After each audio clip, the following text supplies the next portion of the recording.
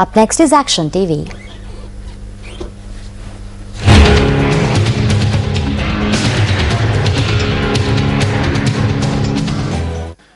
The circular, which was to be issued within a 2-week period, completely preventing the ad hoc collection of money from school children within schools, was finally released yesterday.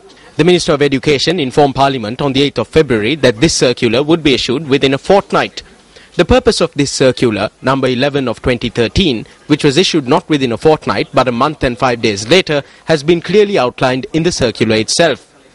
The purpose is that the Minister of Education had been ordered by Cabinet on the 7th of February to issue a circular to national and provincial education authorities preventing the collection of money from school students for unapproved projects.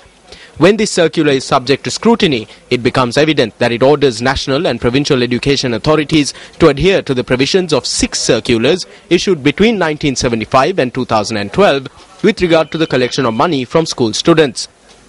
2 of these 6 circulars, namely the Facilities and Service Charge Circular number 37 of 1975 and the School Development Committee Circular number 2 of 1982, provide instructions for collecting money from students.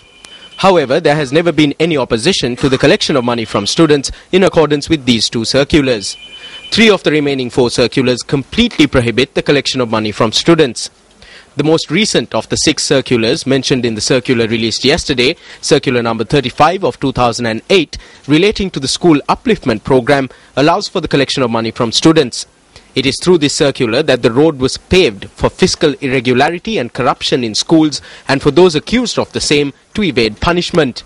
Thereby, through issuing instructions that the provisions of circular number 35 of 2008 be followed, the latest circular issued yesterday allows the further collection of money from students rather than restrict the practice. The Education Secretary, who has been responsible enough to state in the circular that parents and students cannot be forced to pay legitimate charges, has failed to specify or interpret what legitimate charges are. The circular itself annuls the instruction to not force parents or students to pay legitimate charges. This is because it also issues instructions for students and parents who are unable to pay these legitimate charges to obtain a certificate from the Grama Niladhari establishing that they are indeed unable to pay these charges. In addition to increasing the workload of the Grama Niladharis, this will also serve to psychologically affect students. This circular provides principals with the opportunity to disregard how this will affect the students psychologically and refer any student with economic difficulties to their respective Grama Niladhari. Therefore, isn't the declaration in the circular that students should not be subjected to any physical or psychological stress through this a mere declaration? Secretary to the Ministry of Education, this one is over to you.